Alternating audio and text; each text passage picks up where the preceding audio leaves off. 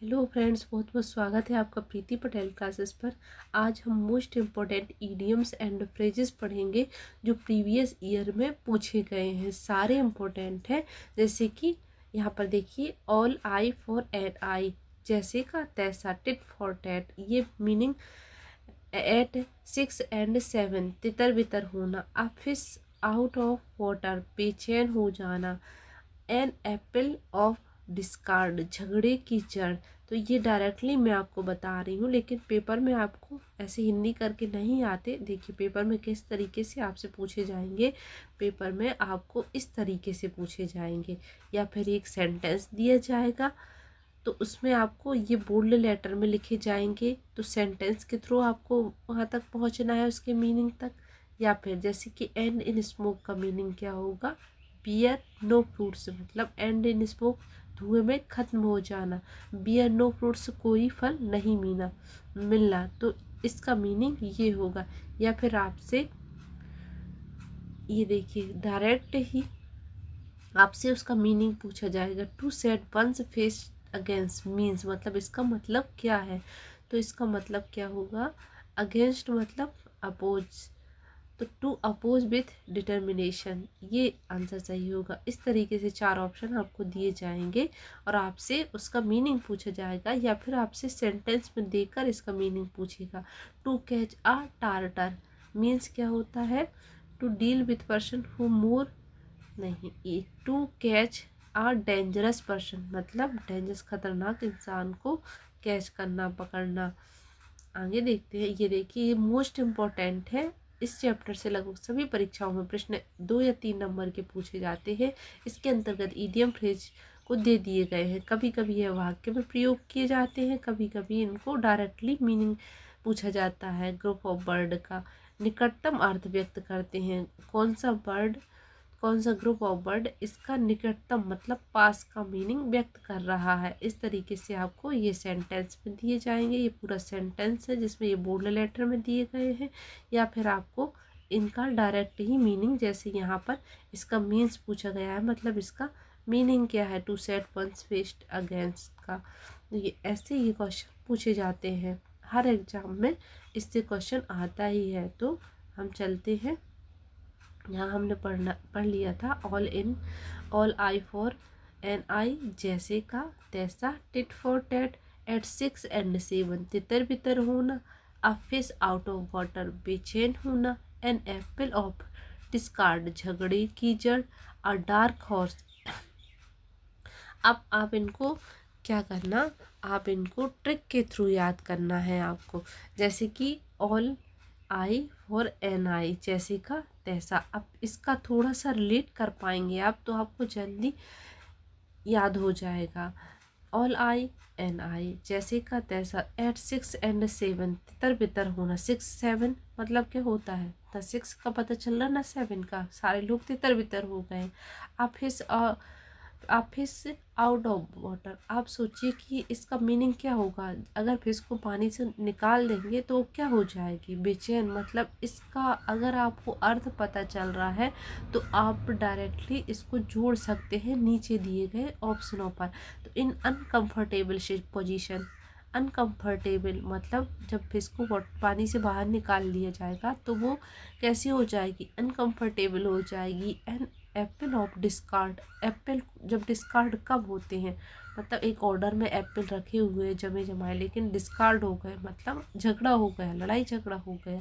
ऐसे रिलेट कर करके आप इनको अगर एक बार पढ़ लेंगे तो आप नीचे के ऑप्शन से ज़रूर इसको पहचान पाएंगे और आप पेपर में इसका सही मीनिंग निकाल पाएंगे। बहुत ही सरल है। अभी आपको लग रहे हैं कि टफ है, लेकिन एक बार आप इनको पढ़िए, फिर क्वेश्चन लगाइए तो आपको ये रिलेट कर करके पढ़िए। अ डार्क हॉर्स, अ डार्क हॉर्स मतलब क्या होता है, अज्ञात योग्यता वाला प्रतियोगी। इसका मीनिंग ये होता है कि जैसे कि आपको, आप ही के साथ बहुत सारे लड़के पढ़ रहे हैं, लड़कियां पढ़ रही हैं, लेकिन आपको पता नहीं है होता कि कौन, अचानक से एक लड़के का फर्स्ट रैंक में आ जाती है पेपर के बाद, और आपको पता लगता है यार ये तो ऐसे ही दिख रहा था, लेकिन ये फर्स्ट रैंक इसकी आई है। मतलब अ डार्क हॉर्स, छुपा रुस्तम जिसको हम बोलते हैं, अज्ञात योग्यता वाला प्रतियोगी।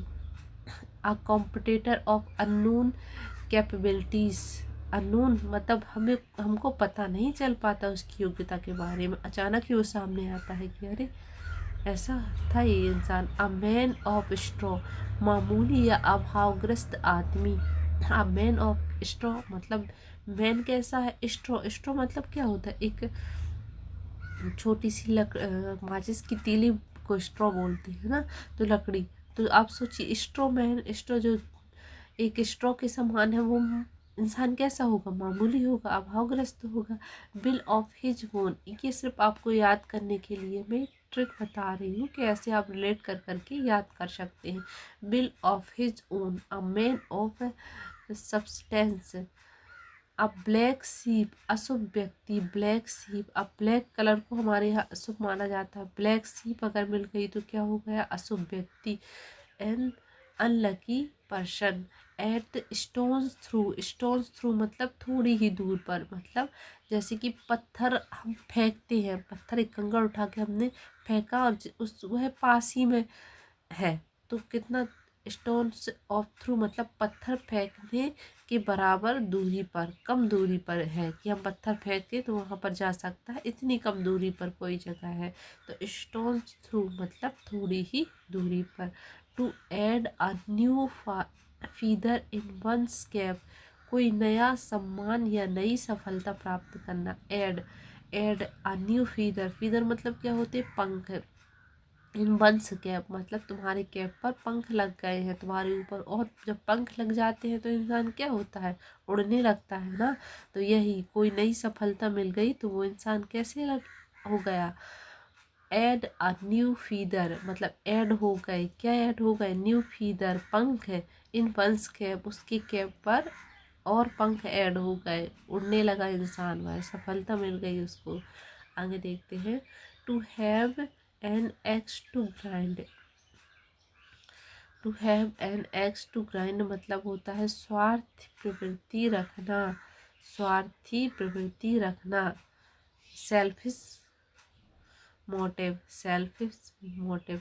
एड्स एल्स, एड्स एल्स मतलब होता है शुद्ध जल। At a at a snail a pace, धीमी गति से, वेरी स्लोली, स्नेल कैसी चलती है, धीरे धीरे चलती है ना। ऑल एंड सडरी, सडनरी सब कुछ, सभी, everything, all the प्यूपिल। Alpha and omega शुरू से अंत तक। अट्री आ लेनस लचीला आदर्श। एप्पल पी ऑर्डर सही ढंग से रखा जाना, साफ सुथरा या सुव्यवस्थित होना। एप्पल पीस पी ऑर्डर मतलब सही ढंग से ऑर्डर में रखी जाना चीज़ें को।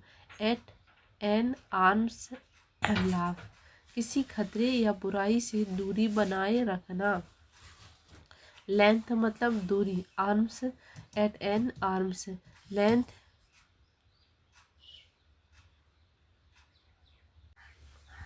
एप्पल्स पी ऑर्डर, ऑर्डर मतलब कोई भी चीज़ ऑर्डर में सही ढंग से रखी जाना, ऑर्डर में रखी जाना। At an arms length, arms length मतलब आर्म्स क्या होता है, भुजाएं, तो एक लेंथ दूरी बनाए रखना, किसी खतरे या बुराई से दूरी बनाए रखना।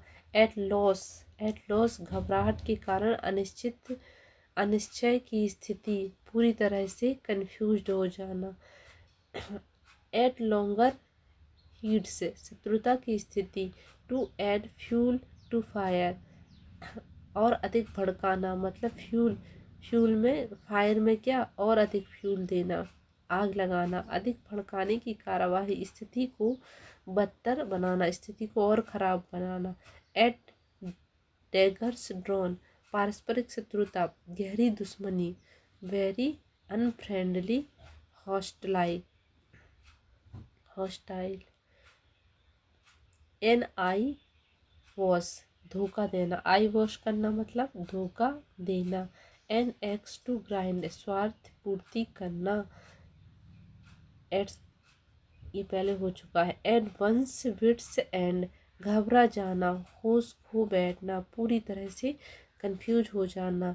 एम अल्मा मेटर शैक्षिक मात्र संस्था, पाठ संस्थान, जहाँ पर क्या होता है, बच्चों को परवरिश मिलती है, पढ़ाया जाता है छोटे बच्चों को। एट द आउटसेट, आरंभ से। ऑल एट सी, पूर्ण रूप से भ्रमित होना। जब हम समुद्र में होते हैं तो हमको क्या दिखता है, चारों तरफ पानी ही पानी दिखता है ना, तो पूर्ण रूप से भ्रमित हो जाना है। Axe out of, axe out बाहर करना। To turn out, to allow the grass to grow under one's feet, मतलब सुस्त हो जाना। Thank you for watching. आगे के जो इडियम्स हैं हम नेक्स्ट वीडियो में करेंगे। अगर आपको मैंने बहुत अच्छे तरीके से कंजंक्शन पढ़ाए हैं इसी चैनल पर, वह वीडियो डले हुए हैं, तो आप उनको जाकर देख सकते हैं। अगले जो ईडियम है, आगे के जो ईडियम है हम नेक्स्ट वीडियो में पढ़ेंगे। Thank you for watching. Video अच्छा लगा हो तो लाइक कीजिएगा, चैनल को सब्सक्राइब कीजिएगा।